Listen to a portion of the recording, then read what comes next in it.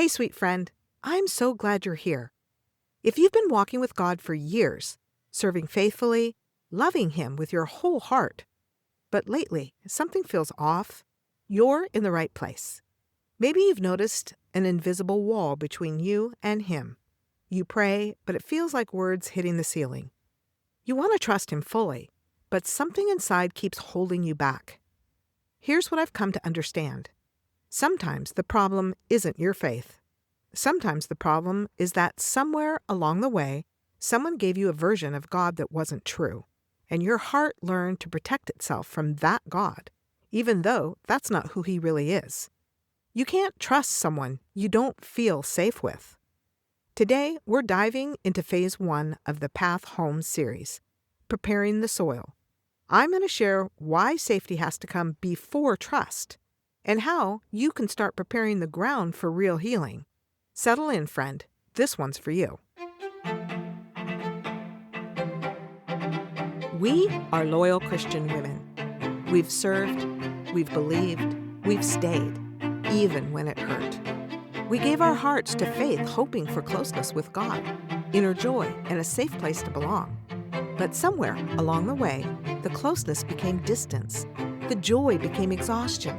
And the place that was supposed to feel like home didn't. I'm Debra Schaefer, on a mission to take back pure faith from everything that distorted it. In every episode, I'll help you name what happened, see what's keeping you stuck, and come home to a safe, loving God. Grab your tea, toss the rule book, and let's go. Before we go any further, I want to share a couple of resources with you. If you've been wondering which hidden barriers might be quietly running the show in your life, I created a free quiz just for you. Head to religiostraumaquiz.com. It only takes a minute, and you'll get instant clarity on what's been keeping you stuck. Plus, you'll receive my essential starter kit. That includes my book, a mini course, live reading circles, and access to our community, all completely free. And if you've been listening to this podcast thinking the coming home journey might be your next step, 50% off pricing ends January 1st. That's just a few weeks away. This is your window to join at half the investment it'll be next year.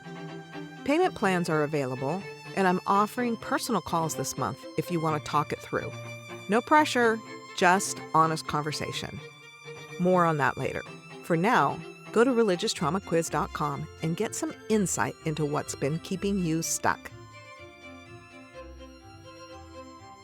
I want to paint a picture today. Not a picture of what went wrong, but a picture of what becomes possible when safety is finally present. Because I get to witness something beautiful. Every week, I watch women show up in our community, in the coming home journey, in our circles, and what I see still moves me every single time. I see women show up real. I mean really real.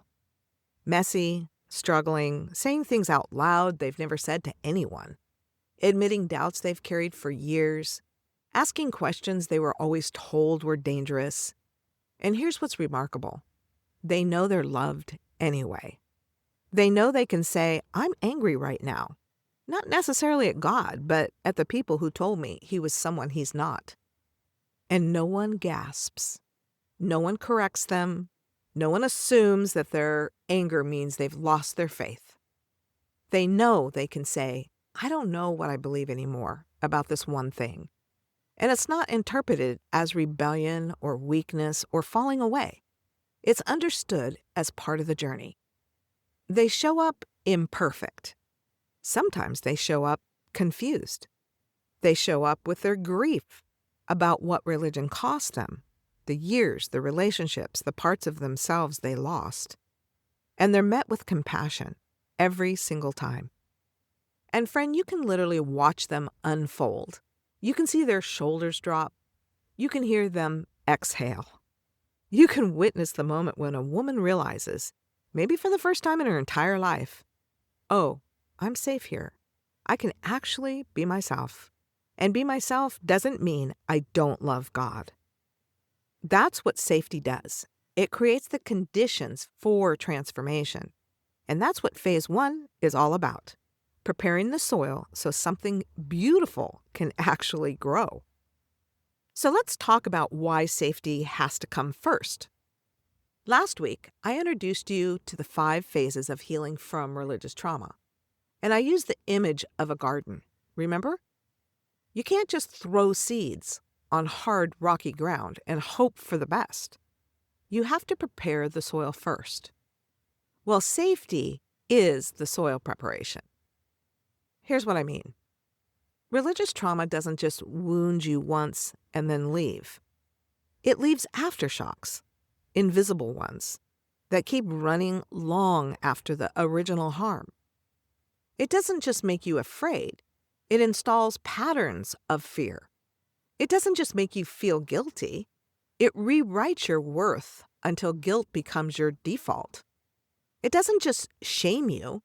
It convinces you that shame is the truth about who you are. And those aftershocks, they came from somewhere.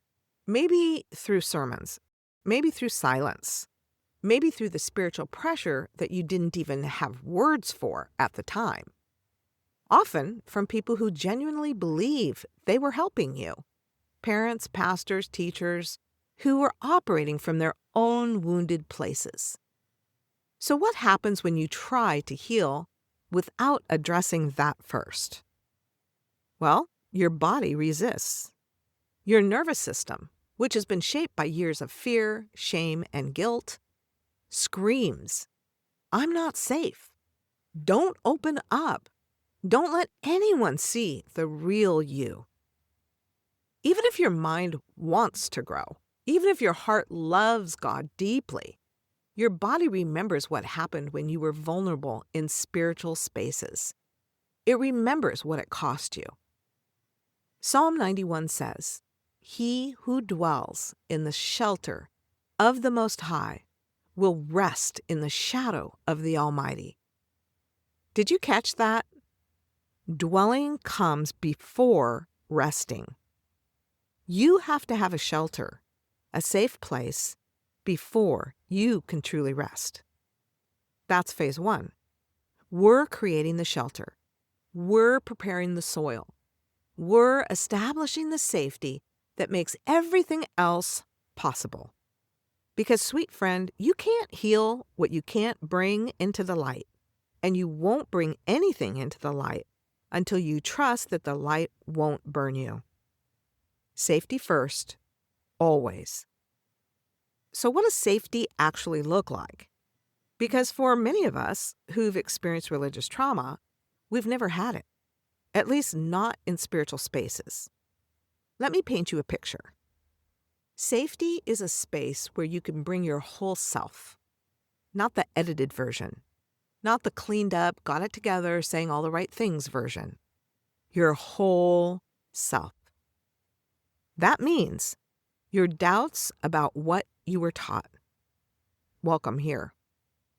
Your grief about what religion cost you. Welcome here. Your anger, not necessarily at God, but at the people who misrepresented him. Welcome here. Your confusion, your questions, your "I don't know anymore," all of it. Welcome here. And here's what's crucial. Bringing these things doesn't mean you don't love God. Let me say that again, because this is so important. Having doubts, feeling angry, asking hard questions, none of that means you've lost your faith, or that you're rebelling, or that something's wrong with you spiritually. It means you're human. It means you're processing. It means you're brave enough to be honest about what's really going on inside of you. In harmful religious environments, the opposite was true. You learned that certain emotions meant you were falling away, that certain questions meant you didn't trust God, that certain struggles meant your faith was weak. So you hid. You performed. You said what you were supposed to say and kept the real stuff buried deep. And here's what safety feels like when you finally find it. It feels like exhaling, like your shoulders dropping, like your chest unclenching. It feels like saying, I'm struggling with this, and met with, me too, instead of a lecture. It feels like being able to be angry about what happened to you, angry at the distortions, angry at the lies, angry at what you lost, without anyone assuming you've abandoned your faith. It feels like bringing all of you and still being seen as someone who loves God. That's the soil we're preparing. That's what has to be in place before the seeds can even go in the ground. So how do we actually start preparing this soil? How do you create safety for yourself and in your relationship with God? In the Coming Home journey, we establish 8 core agreements right at the beginning. These agreements create the container for transformation. They're the explicit promises that make safety possible. I can't go through all 8 of them today, but I want to share 3 that I think will speak directly to your heart. The first agreement: brilliant and imperfect. This is the agreement that you don't have to be perfect to belong here. You can struggle, you can have hard days, you can even mess up, whatever that means. You can feel confused. All of that is normal and expected. Why does this matter? Because so many of us learned that acceptance was conditional. Get it right and you're in. Get it wrong and watch what happens. This agreement says, that's over now. You're allowed to be human here. You can show up brilliantly and imperfectly at the same time and still be fully loved. The second agreement is safety and compassion. This is the explicit promise that you can bring your whole self, your doubts, your anger, your grief, your questions, and it will be met with compassion, not judgment, not correction, not someone trying to fix you or talk you out of what you're feeling. Nothing is off limits. Nothing is too much. Nothing will make us think you don't love God. For women who've experienced religious trauma, this has to be said out loud. You need to hear it explicitly because you've been taught the opposite your whole life. The third agreement is feedback.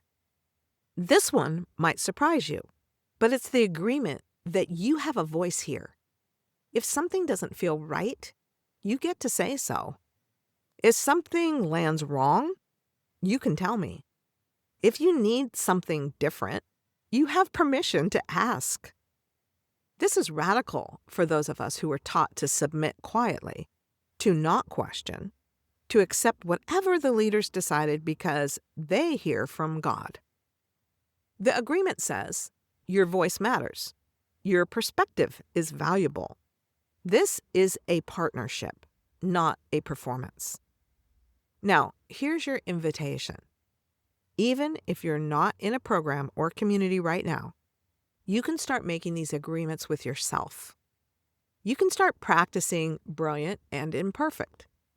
You can start offering yourself compassion when the shame tries to take over. You can start honoring your own voice instead of silencing it. That's how the soil gets prepared, one agreement at a time. So there you have it, phase 1, preparing the soil. Before you can trust deeply, you have to feel safe. Before transformation can take root, the soil has to be ready. And preparing that soil isn't a sign of weak faith, it's wisdom. And here's your simple win for this week. I want you to notice where you don't feel safe. Not to fix it, just to notice it. When do your shoulders tense up? When do you edit yourself? When do you swallow what you really want to say? Just notice. That awareness is the first step. because you can't prepare soil you don't know is hard. Next week, we're moving into phase 2, planting seeds of hope. We're going to talk about reconnecting with your God-given desires, the longings you've buried, the dreams you've dismissed, the vision of who you're becoming. It's going to be beautiful. Remember what I shared earlier, those women in our community who show up real and messy and know they're still loved? Know that their struggles don't mean they've lost their faith? That doesn't happen by accident. That's what becomes possible when safety is established first. If you're longing for a space where you can finally be yourself, where you don't have to perform, where your questions are welcome, where you can be brilliant and imperfect and still fully belong, I want to warmly invite you into the coming home journey. Join before January 1st and we will honor the 50% off pricing. And if you have personal questions, email me at debra@healingreligionstrauma.org and let's get on a call together and talk it through. Hey friend, if this episode helped you understand why you've been struggling, if it gave you permission to need safety before you can fully open up, would you share it with someone who needs to hear it too? And if you're willing, a quick review on Apple Podcasts helps more women find their way here. Next week, we're diving into phase 2, planting seeds of hope. I'll share why reconnecting with your desires is essential to healing, what happens when you start dreaming again, and how to plant seeds of who you're becoming, even when hope feels risky. Until then, remember, you're not too sensitive, you're not too broken, and you're definitely not alone. Your need for safety isn't weakness, it's wisdom. And loving God while having hard questions, that's not contradiction, that's courage. I'll see you next time, friend.